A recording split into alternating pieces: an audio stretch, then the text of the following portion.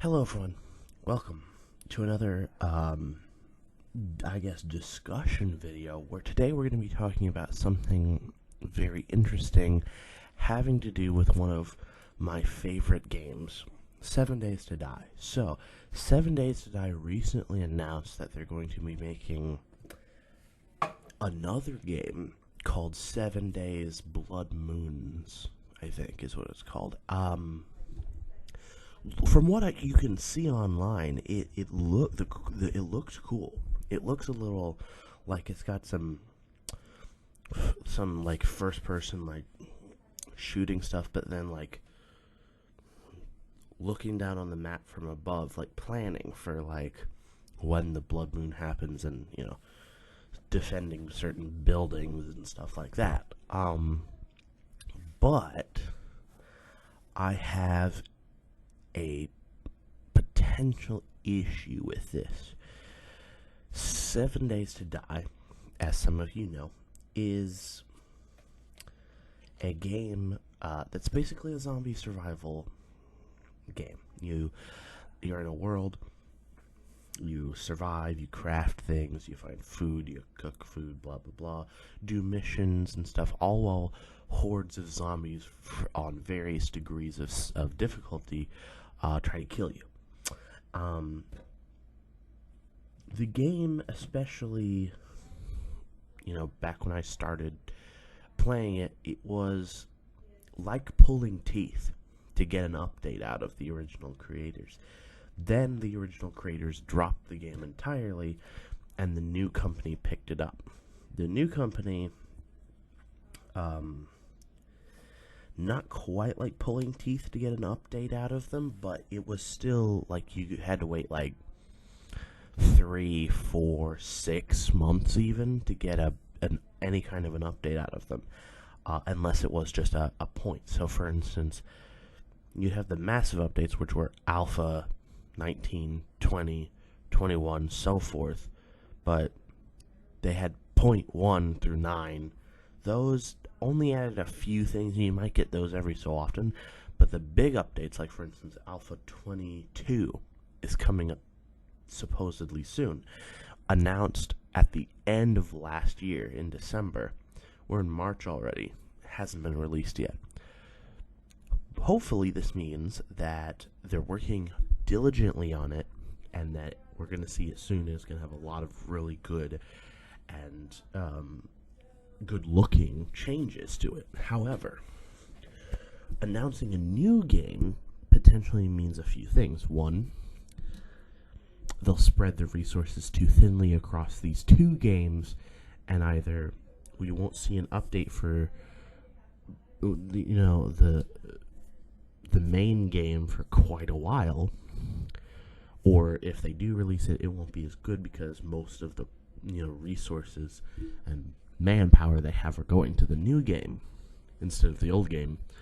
I saw this in one of the comments of the video of them announcing the new game, and the comment basically said, why start on a new game when you still have an old game that you haven't finished yet? And I think the game creators gave a nonchalant answer like,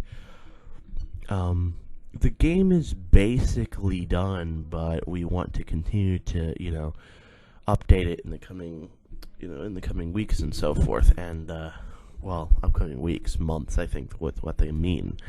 But they gave sort of a non-answer to that question, which is, we just want to make a new game and still have our old game. We have our cake and eat it too, as the old expression is. So, if they focus all of their resources on the new game, it means the old game might get, not abandoned per se, but overlooked when it comes to where the new processing power and resources will go, and instead they'll give that all to the new game, and this game might, our game, the game that the audience on my channel has been watching for, at least a year, if not more now, might get passed over. When Alpha 22 comes up, I'll start playing the game again, because for now, the game has become repetitive. There's nothing really new in the game that I haven't played yet.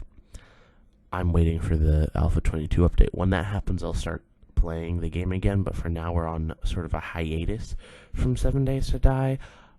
Playing other games such as revisiting Rec Room, Forza Horizon 4 we've been playing a lot of, and various other titles as, we see, vlogs. Just released a vlog where me and my friend Nathan went to IKEA. A lot of other things, and we're kind of pushing the pause button on 7 Days to Die because of the lack of new content.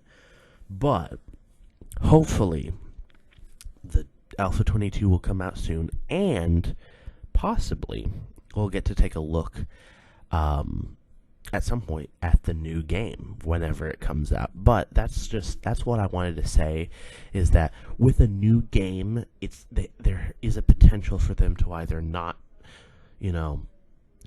focus more on the new game instead of the old game, and the old game will the updates will be, less quantitative, and over more period of time, or they'll try to do both and burn themselves out, which is possible. What happened to the old creators is that they made the game and they tried to update it a lot, but they couldn't do it, and so they abandoned it, which is how the new company had to come in and buy it. Now, in a world of monopolies, if this company were to get burned out, either the game would be, 1, canceled for good, or 2, Microsoft, PlayStation, or Xbox would come in and buy it and turn it completely head over heels to become a game that you can't recognize in like 5 months, which would not be a good thing. Unless a company like Microsoft, Xbox, or PlayStation bought it